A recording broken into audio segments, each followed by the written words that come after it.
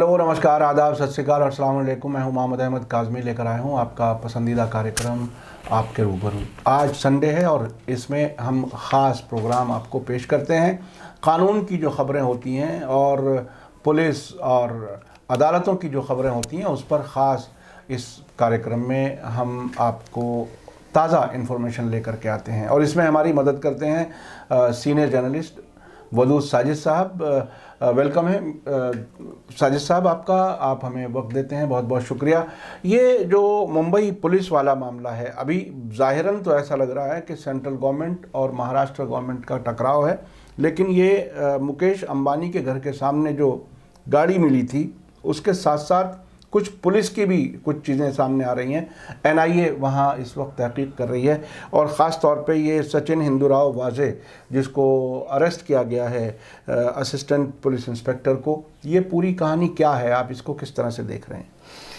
देखिए, मैं आपको शुरू में ही ये बता दूं कि सेंट्रल गवर्नमेंट का ये शौक़ है कि जहाँ उसकी हुकूमत नहीं है, यानी बीजेपी की हुकूमत नहीं है, वहाँ वो सेंट्रल एजेंसीज़ को छोटे छोटे काम देती हैं, छोटे छोटे वाक़यात की तफ्तीश सेंट्रल एजेंसीज़ को देती हैं। मिसाल के तौर पे मैं आपको ये बता दूं कि एनआईए, नेशनल इन्वेस्टिगेशन एजेंसी, ये जो है बहुत ही क्रीम किस्म की एजेंसी है और जो दहशतगर्दी के इनिशियली इसका जो मैंडेट है वो जो आतंकवाद के जो केसेस हैं उनको प्रोब करना है, तो इसको हर जगह नहीं लगाया जाना चाहिए।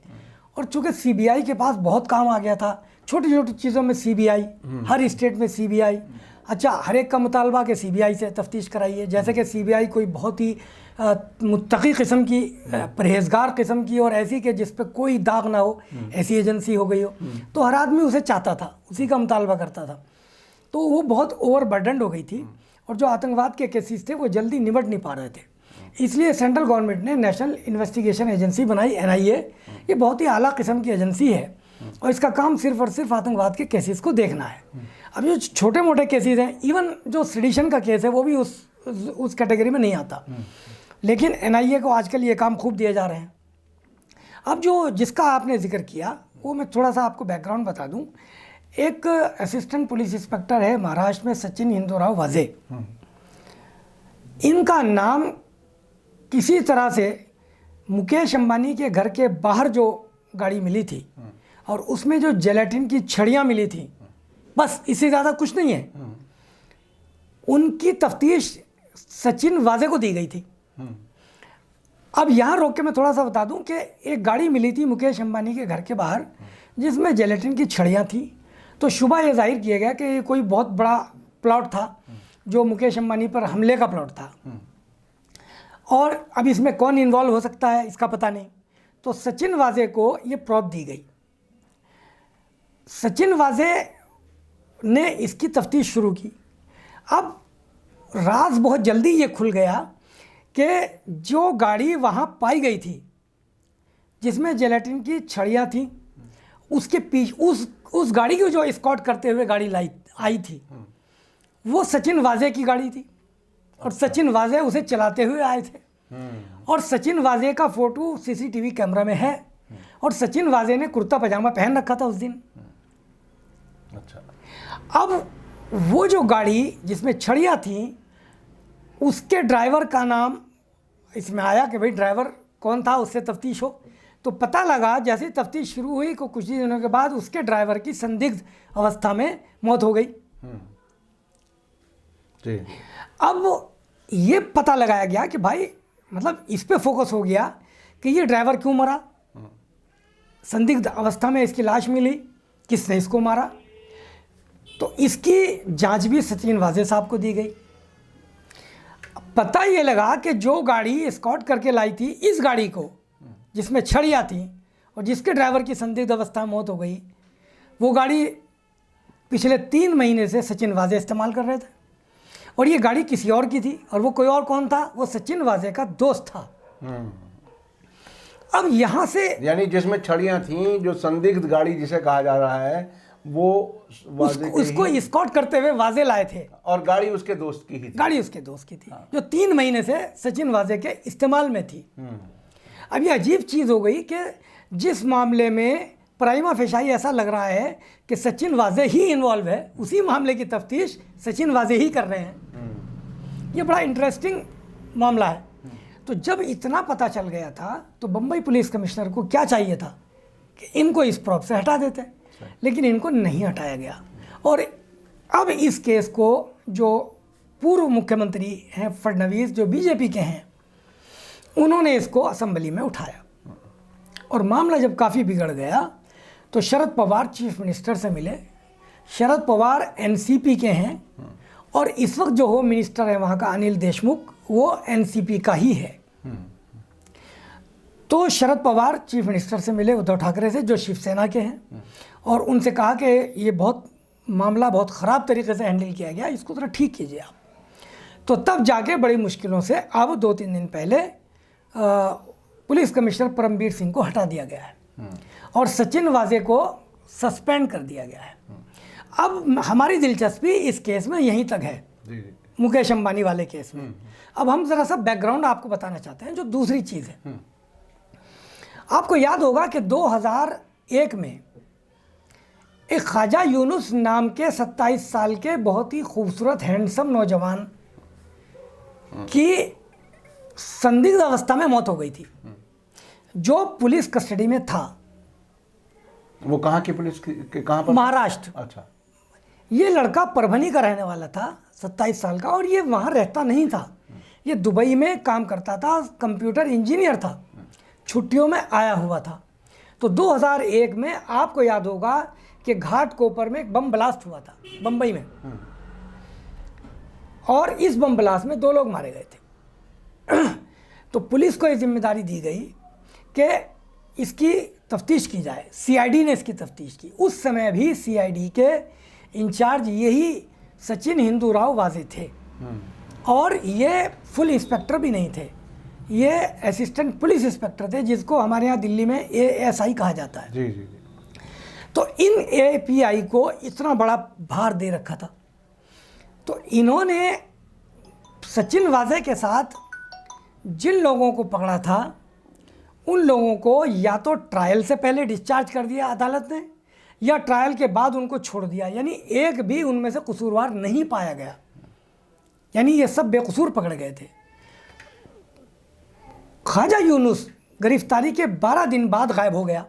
गायब कह रहा हूँ मैं इन्वर्टेड कॉमास में। अब पुलिस कह रही कि भाग गया। पता लगा कि कस्टोडियल टॉर्चर था, और उसका एक गवाह भी सामने आ गया। उस गवाह ने गवाही दी अदालत में कि सचिन वाजे और उसकी टीम ने ख्वाजा यूनुस को बहुत बुरी तरह से मारा, कस्टोडियल टॉर्चर किया, और मैंने देखा, और इतना मारा कि वो बेदम होकर जब तक गिर ना गया, जब तक उसको मारते रहे सचिन वाजे। उसके बाद इनका इनकाउंटर हुआ, क्या हुआ, आज तक इसकी तफ्तीश सामने नहीं आई। अब जब ख्वाजा यूनुस के मामले में मामला बढ़ा और हाई कोर्ट तक मामला गया, तो 2004 में हाई कोर्ट ने ऑर्डर दिया, बम्बई हाई कोर्ट ने महाराष्ट्र गवर्नमेंट को, कि इस सचिन वाजे को और इसके साथ जो 4 कांस्टेबल और हैं, इन सबको मुअत्तल किया जाए, डिसमिस किया जाए।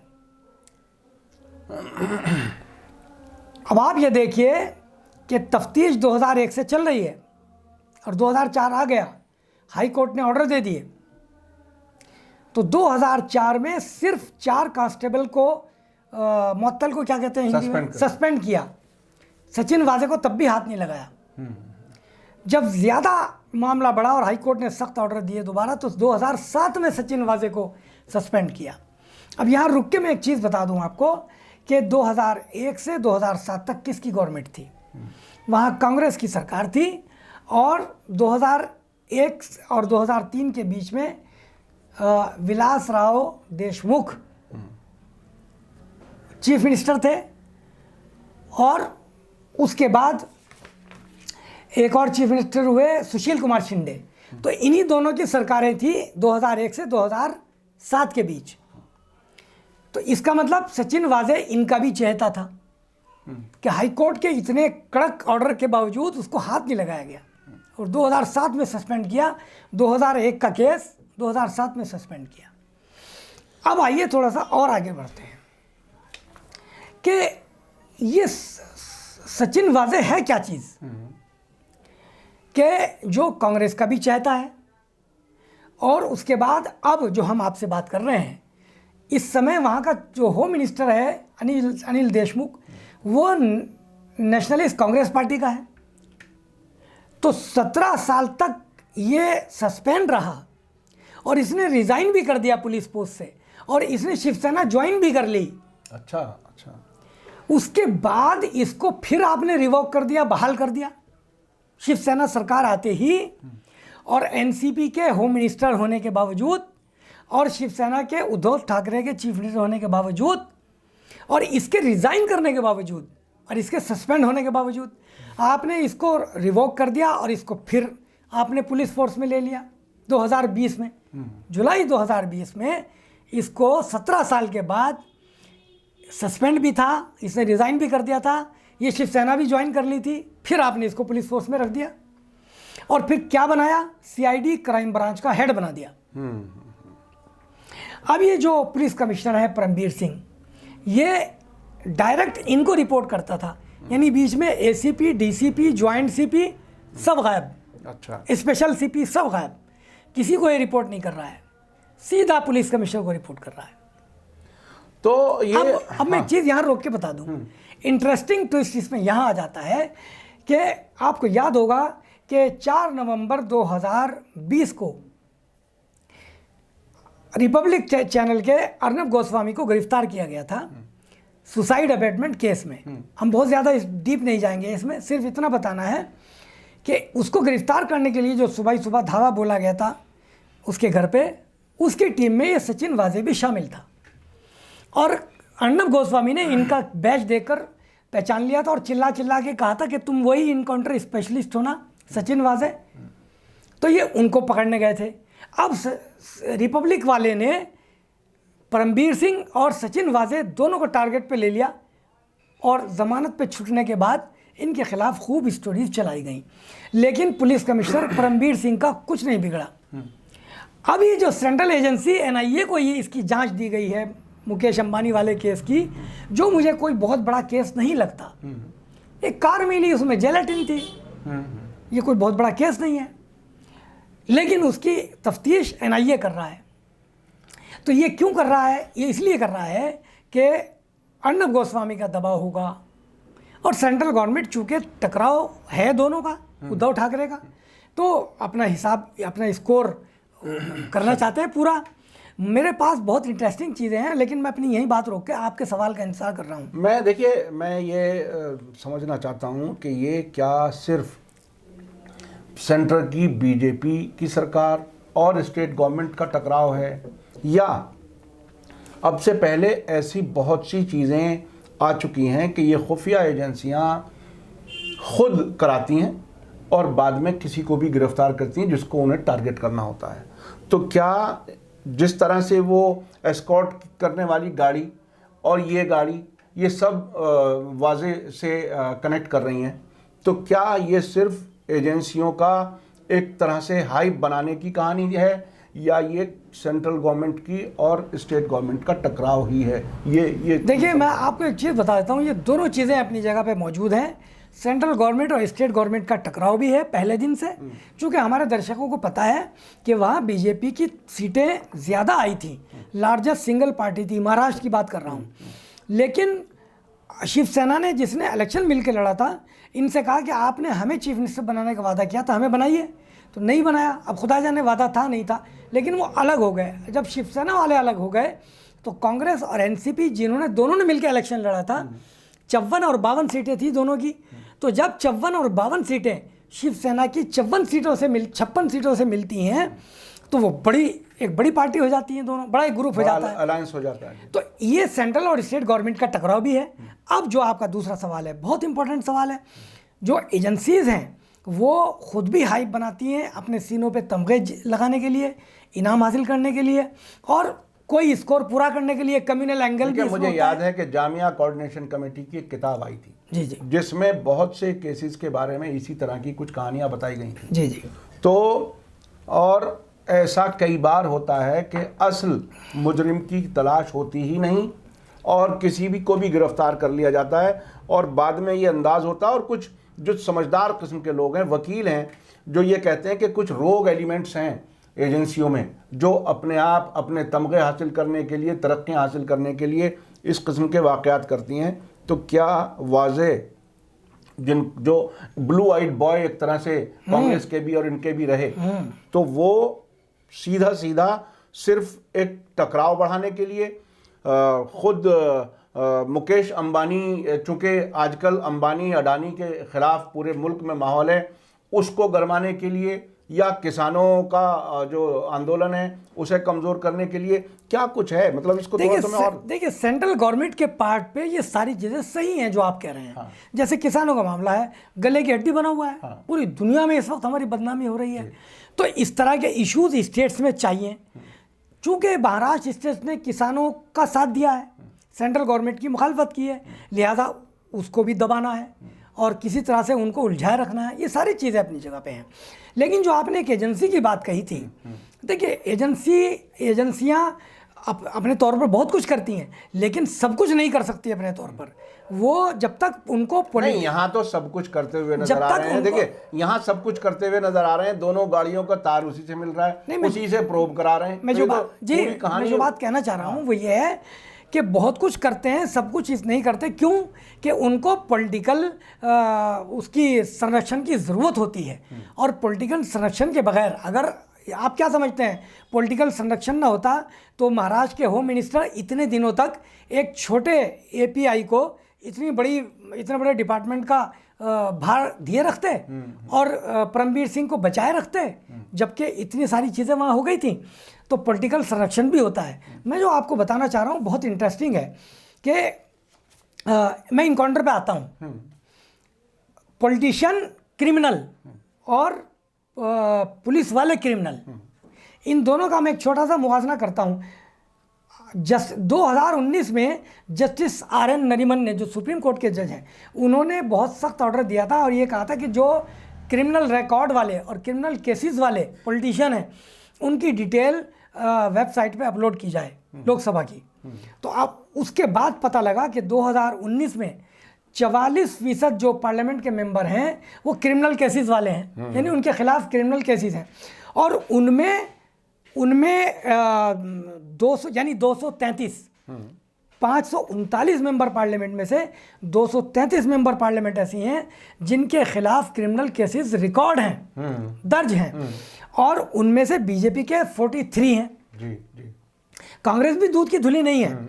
अच्छा, हमारे जो वजीर ख़जाना है इस वक्त, state finance minister Anurag Thakur, जो जिनका बड़ा नाम आया था दिल्ली राइट केसेस में, और मारो क्या है वो गद्दारों को, गोली मारो गसालों को, उनके खिलाफ 13 केसेस हैं और वो एमपी भी बने बैठे हैं और स्टेट फाइनेंस मिनिस्टर भी हैं।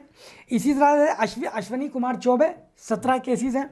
दिलीप कुमार घोष जो मिदनीपुर बंगाल के एमपी हैं, 14 केसेस हैं उनके खिलाफ।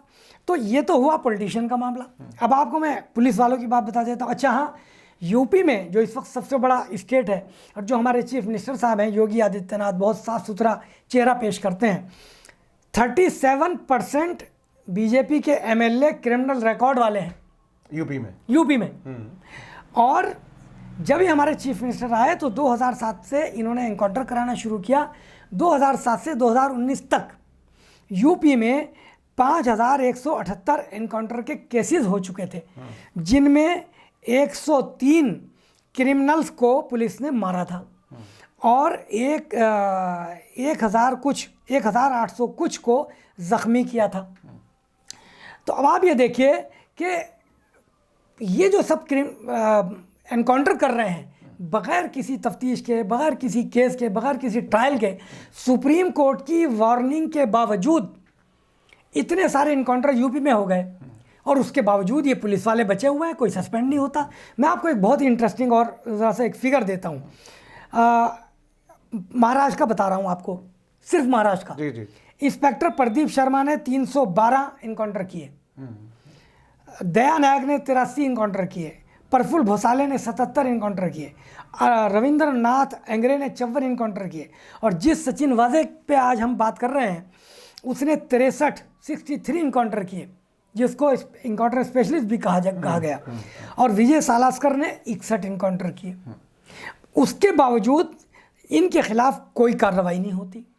तो ये मैं जो कहना चाह रहा हूँ, मैं अपनी बात ख़त्म कर रहा हूँ कि क्रिमिनल पॉलिटिशियन और इनकाउंटर स्पेशलिस्ट या इन्वर्टेड कॉमर्स में क्रिमिनल पुलिस वाले, ये मिल के पूरे मुल्क में इस वक्त क्या नहीं कर रहे हैं, सुप्रीम कोर्ट की वार्निंग के बावजूद।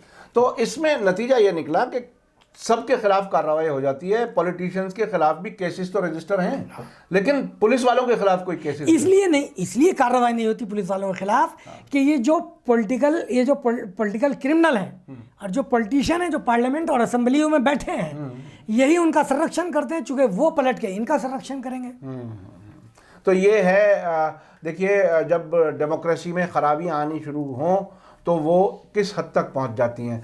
डेमोक्रेसी का मतलब साफ, शफाफ, ट्रांसपेरेंट हुकूमत, पब्लिक की हुकूमत, पब्लिक के लिए हुकूमत, पब्लिक के ज़रिए हुकूमत। डेमोक्रेसी का जो है वो डेफिनेशन है। इससे हट करके और उससे दूर जाते हुए पार्लियामेंट और असेंबलियां और पुलिस अफसरान, इन सब का हाल ये है जो वदूद साजिद साहब बता रहे हैं। इस सब में आम आदमी अपने आप को कहाँ खड़ा हुआ पा रहा है और इस सब का क्या इसको ठीक होना चाहिए।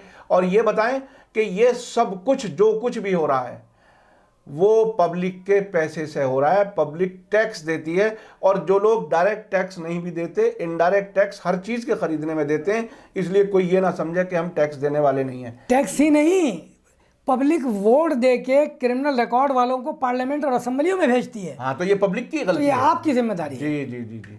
तो बहरहाल अच्छी डेमोक्रेसी के लिए लोगों को भी जागरूक होने की ज़रूरत है, समझदारी से वोट डालने की ज़रूरत है, और अपने जो कैंडिडेट्स हैं उनको अच्छी तरह से समझने देखने की ज़रूरत है, तभी डेमोक्रेसी बेहतर काम कर सकेगी।